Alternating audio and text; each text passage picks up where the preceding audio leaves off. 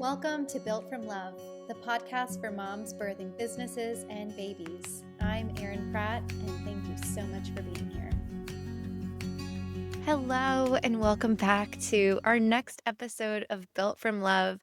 I am so excited to be back from maternity leave, and I have a new little girl here with me who is joining me for this actual recording today. If you're not watching the video version of this, she's just sleeping on my chest in my Solly wrap, and I just thought, why not record right now while I have a moment? So here we are, and it is so wonderful to be back. I am so happy to have Ellie Rose here with me, who was born on July 26th, and we've spent a beautiful 12 weeks exactly together as I sit here recording this episode. So, a few weeks ago, I shared a poll as I was thinking about returning back to recording for my podcast. And I wanted to see just generally what my audience was interested in hearing first from me. I asked if my audience was interested in entrepreneurship, sort of tips, early motherhood or postpartum insights and advice, or if they wanted to hear more about this homeschool journey I'm embarking on with my two older girls. And this is our first official year of homeschool, as my oldest is 5.5 years old now. And it was a very overwhelming response to hear about our homeschool journey, which did surprise me a little bit because most of my audience, primarily on Instagram, is made up of small business owners, entrepreneurs, and mothers. And so it is just, I think, a testament to this movement that seems to be happening in many areas around the world, but definitely here in the United States. I think that was kicked off by the start of the pandemic that happened back in 2020. And it seems that more and more families are choosing alternative sources of education for their children, whether out of necessity or out of interest and curiosity.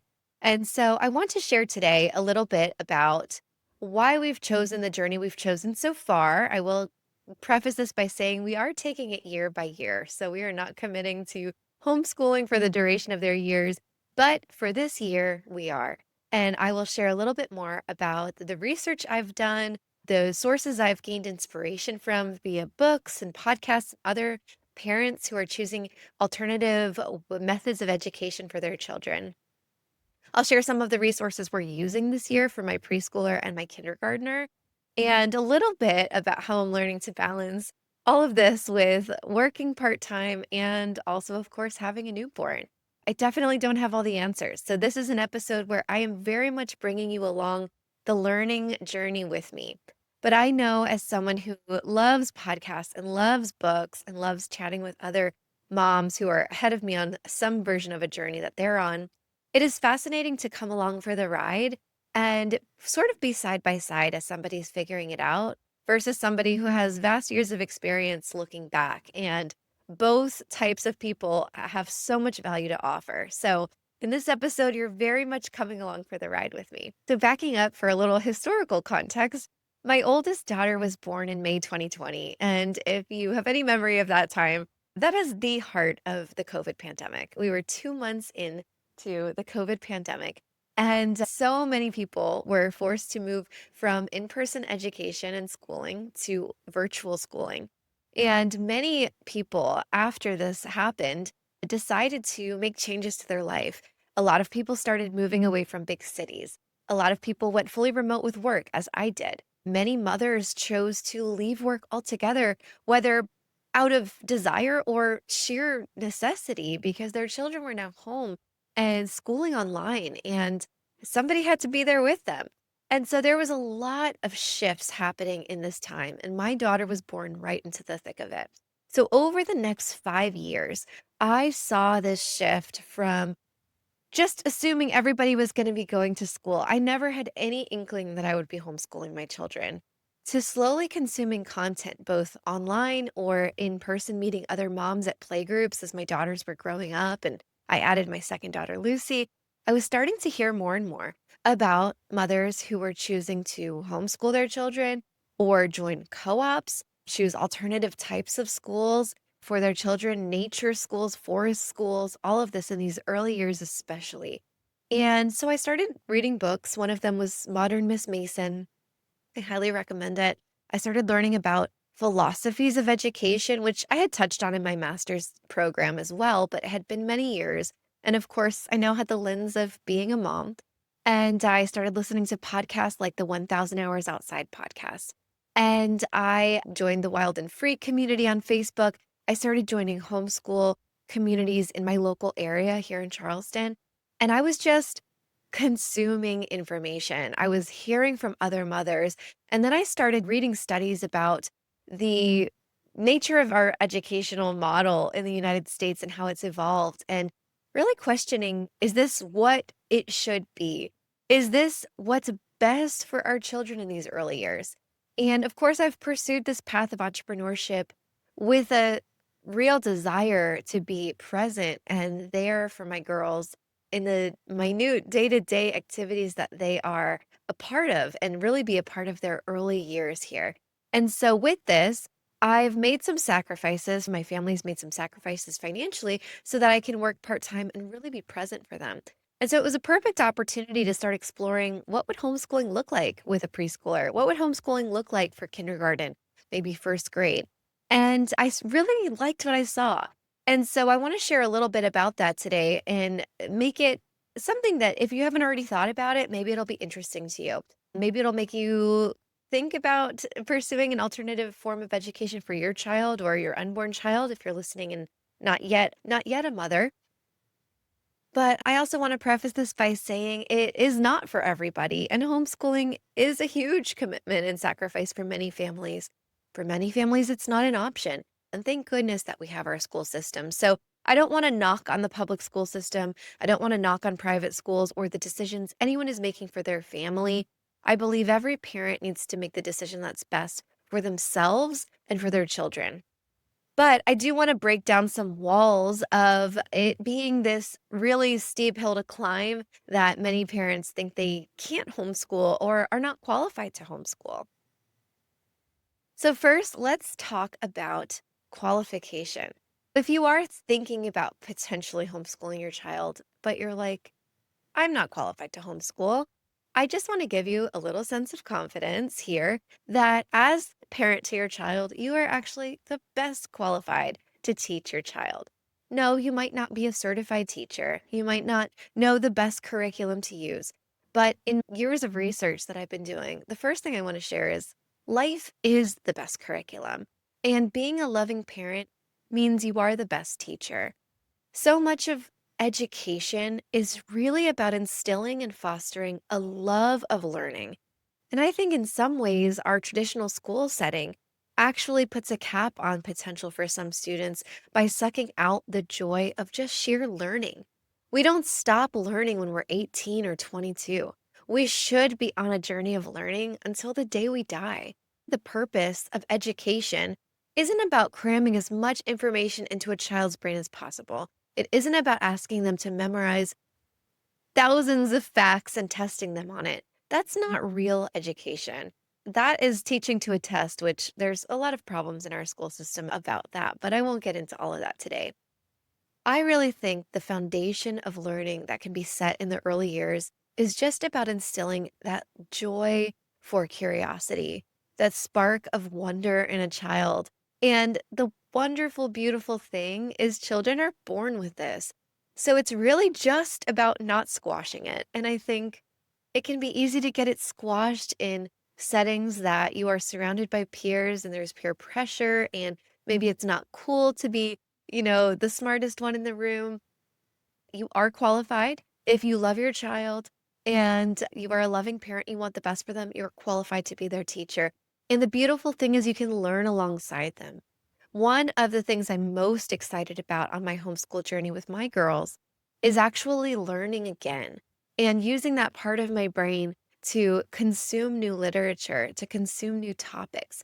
I really love learning alongside them and opening my eyes to the wonder of the world around me. Another thing to consider when it comes to homeschooling or home educating your child is it actually doesn't take as long as you think. We are not here to replicate school at home. In fact, that's really not a good idea at all. You don't need to. The school system was designed to teach a lot of students at once. It's designed for group learning. And by the nature of that, you need more time because you're working with more children. It's one to many instead of one to one or one to a few, if you have several children who are learning under you. And so when it comes to preschool and kindergarten, even first grade, it takes 30 minutes to maybe an hour of learning as you get through these elementary years of true hands on, dedicated sitting down and learning is just 20 to 30 minutes in these very early years. And you can achieve so much by doing this. And then the rest of the time is there for life learning. We're baking, cooking, exploring, going to the library, learning real life skills, interacting with people outside of their age group.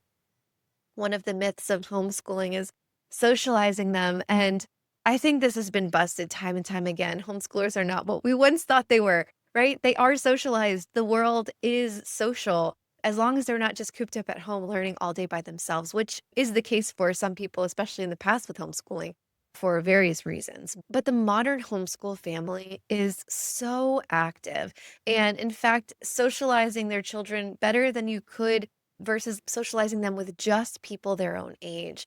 So my girls are around ages of all kinds, socializing with adults. They're out in the world, they're talking to people. And this will be a journey as I go on, but we have them in different types of programs like a nature based co op with mixed ages, and they're getting so much out of that.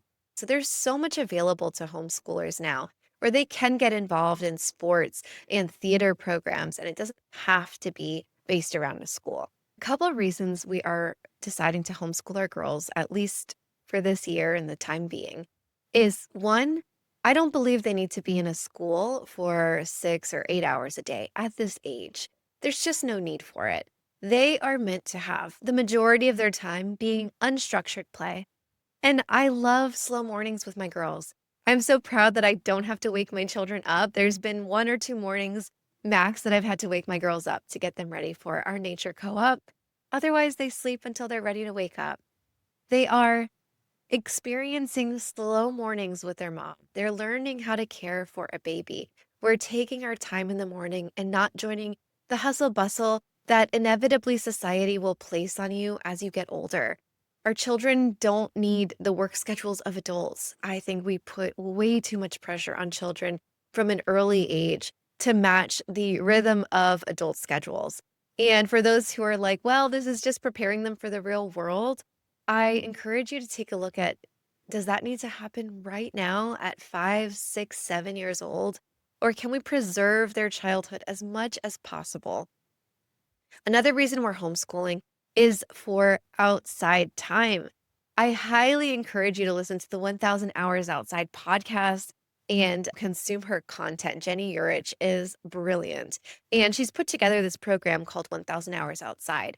And it combats what the average child consumes of a screen time.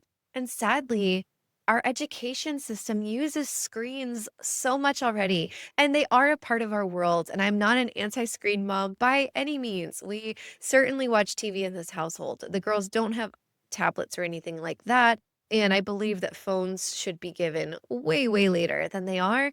So we will address those bridges when we cross them.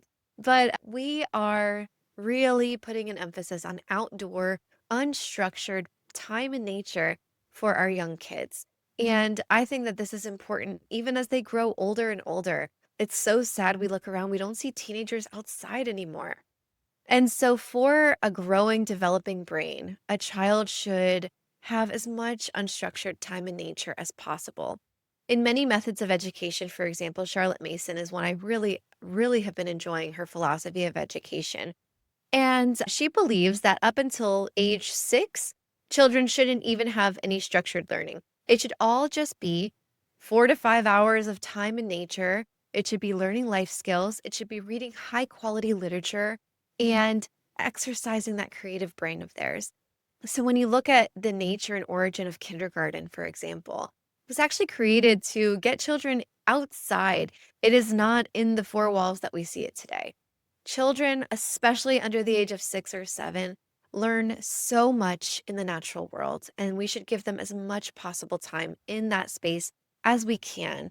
And it not only fosters a love of nature, but it gives them that creative biological urge to climb, to be messy, to run free, and not in these kind of containers we put them in school settings where they have to sit still a little more, not jump off the chair, follow instructions.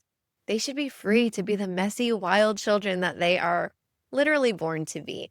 And so that's a major reason is that we just get a lot more time outside in these early years. Another reason is just pure flexibility. I want to travel with my children. I want to also spend time with them. I've spent a lot of these last 5 years pouring into my girls and making them these adorable, kind hearted, beautiful human beings they are. And typically at the age of around 5 or 6, parents have to let go. And they wake up in the morning and everybody goes their separate ways for the whole day. And then they cram in extracurriculars in the evenings and weekends. And it's like, when are you just a family? And again, I'm not knocking on anybody's family rhythm, but for us, we just want more time together, more time to spend making memories and not saving it for the evenings, the weekends, and the summers only. So for right now, I am just enjoying my girls. I'm enjoying time with them. I'm enjoying learning alongside them and seeing their friendships bloom with the friends they're making. We have joined a nature co-op called Seaside Kids Collective, and it is just a gift from above. It is such a wonderful group of moms led by teachers who left the public school system and are now homeschooling their own children. It's a group of homeschool moms. I'd say it's about 12 families or so. And it's 100% outside, rain or shine.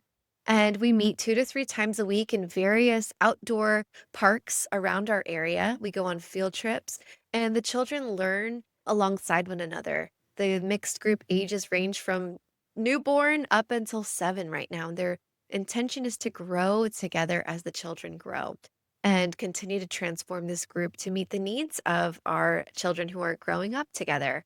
And it is such a gift. Not only do I get the gift of seeing my children interact with others, learn from other moms and teachers, which I do think is very important to not homeschool in isolation, but expose them to experts and other people that they can learn from. But it's also created a community for me. Moms need community. We need that proverbial village that we're promised but don't get.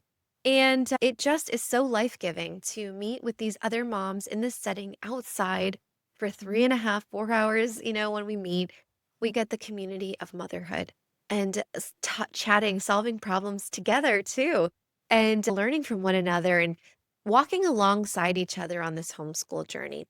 And so that is a real gift if you decide to home educate your children. I encourage you to really find a group that you can meet up with. And if you don't have a group available to you, start one. Find other mothers. This homeschool movement is really growing fast in all parts of our country. And so I really believe you can find other families who are choosing this path for themselves. And that will make or break your experience, in my opinion, at least in these early years, to give you the confidence that you're doing it right just by doing it, and to find other mothers and fathers to share this experience with. Another major goal for our homeschooling journey is exposing my girls to just different ways of doing life. I'm somebody who has always questioned the status quo. And as we are embarking on this experience of entrepreneurship, something that I sort of had to find and learn for myself, I think that homeschool provides this beautiful opportunity to expose children to other lifestyles and questioning, is it normal and good for us all to be apart from each other all day, 8 hours a day for 13, 14 years of your childhood? Or is there another path? And by that same token, as I look at what my girls, as they grow older and start exploring career options for themselves, the best skills you can give your child to prepare them for the future is going to be adaptability, because careers and technology are changing fast. People's whole livelihoods are being transformed with the advent of AI. And so we need to give our children the confidence to change, to adapt, to be flexible. And in some ways, school doesn't really allow for a lot of that in the traditional sense. It's also going to be important to foster everything that makes us human: communication skills, empathy, and experience in the outdoor world and getting your hands dirty. we don't need to worry so much about meeting the standards that have been set for us in the past that we're used to. I can make this a whole other podcast episode, but it's just something, again, I encourage you that you are not going to mess your child up by homeschooling them because I really believe we are transforming from this knowledge-based economy where all the degrees is what made you successful and learning as much information as possible. We now have knowledge at our fingertips. We don't need to know everything. We need to be good thinkers and we need to be creative and we need to know how to connect with fellow humans. And so I think that in many ways, homeschooling will prepare our students and our children for that world even better than school can, right? They're going to be spending time with us in the real world, learning handicrafts and getting their hands dirty in nature and being creative, which unfortunately is just not feasible in our school system as it is right now, as much as it used to be because of the standards that teachers need to meet. And the creativity has been sucked out of a lot of our school systems.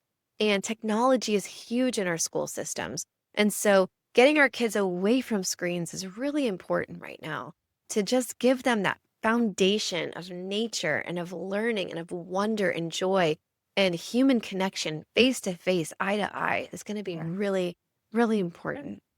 I want to share a few things about what we're doing for our homeschool this year. And we're keeping it really simple because we have a baby and I'm new to this. So I want to be really realistic about what I can do. So, first, we do our co op. It meets 2 to 3 times a week for about 4 hours in the morning from 9 to 12:30 ish. That gives us a foundation of course, socialization, right? It's a lot of science, it's a lot of time in nature, and it's a lot about just connecting with other children. We do art, we do field trips, we do all types of things. So that is just a great foundation for my girls, both in learning and socializing and playing outside. And we also are having a goal of teaching my oldest daughter to read. And so I'm doing a few different programs with her. The first is not a program, it is simply just exposure. Exposure to books, exposure to reading aloud, exposure to high quality literature, and time reading together. So I'm pausing here to actually feed my little baby who just woke up. And I was going to take a break from recording. And then I thought, this is real, right? Like, this is being a mom entrepreneur. Here we are, multitasking. As I mentioned, we are just focusing on a few simple concepts in these early years, building a foundation for literacy. If my girls can read and write, they can learn anything. For my youngest daughter, it's about phonics and learning the letters of the alphabet and the sounds and practicing with our letters and just reading a lot together. With my oldest, it is really about teaching her how to read, and she's ready for it. She has an interest in it, and so we're going for it. We're going to teach the foundations and basics of math, but that's going to be a lot of life, right? Baking together, counting when we're out together, playing with rocks and spelling out our names in the sand, just bringing learning to life and creating lots of time for creativity, play outside, and bonding together as a family and creating those memories together.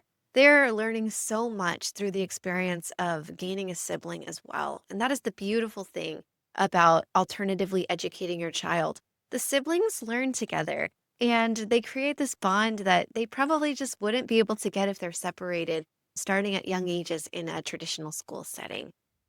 This is just a little bit of our journey, and we are learning as we go, and we are going to take it year by year. A lot of this will be based on my own girls' interests. If they express an interest in going to school, that is going to be a discussion that we have and are happy to go down that path. If they take a particular interest in a topic or a subject or a program, every year can look different. And I've learned this from other homeschool moms. It doesn't have to be one direct, clean path. Every year can look different based on the needs of ourselves and our children. And I'll leave this here with balancing a business while homeschooling. First, it is incredibly challenging. You're throwing a lot at yourself. So you have to have the support of your family, of your partner, of friends. You need support around you. We are very lucky to have involved and supportive grandparents on both sides. So my schedule looks like working about a day and a half to 2 days a week, with some time potentially on weekends or evenings, depending on my workload. I make the most of these times. Motherhood has a way of teaching you how to be so incredibly productive in any time you're given. We have our co-op throughout the middle of the week, and I homeschool in between those times. So like I said, homeschooling, especially in the early years, it doesn't take a lot of focused time to teach your children one-on-one. 30 minutes to an hour is incredible progress a day. And then we make lots of time for art, for creative play, imaginative play, outdoor play, and story time together. We also love listening to audiobooks in our Yodo player. Some of the programs that we've invested in are Treehouse Schoolhouse, their nature program, and their story school. So I'll link those resources. We use the Handwriting Without Tears book to teach my children handwriting. We've been working with the Explode the Code phonics books to help with the foundation of reading. We love the Bob books to help with reading and any early readers. And then high quality living books, living literature, which I'll link some resources for that as well. That is what I wanted to share, and it is very much an evolving journey. But if you feel that pull in your heart to slow things down for your children, put them in fewer programs, fill up their schedule less, and just let them be children. Let them play outside. Let them knock on neighbors' doors. Let them bake and learn alongside you and preserve their childhood a little bit more. If you feel that call in your heart, I encourage you to start looking into it. Start reaching out to other moms who are doing it. That's where I started. And it just starts to give you that confidence. The most important thing to consider to pull into this home education is just instilling a love for learning. Because if you have a love for learning and a love for curiosity and that spark of wonder, you can pursue anything. And we are a testament to that as entrepreneurs. We're learning every day. Anyways, that's all for now. I will be back with more episodes soon. I have so many fun and exciting topics planned, and I have a few amazing podcast guests lined up. So I can't wait to start featuring other moms who are building businesses while raising little ones on this podcast. I am so incredibly excited. Thank you so much for being here. It was so nice to have my little buddy Ellie with me for this recording. And just remember, everything you're building is being built from a place of love.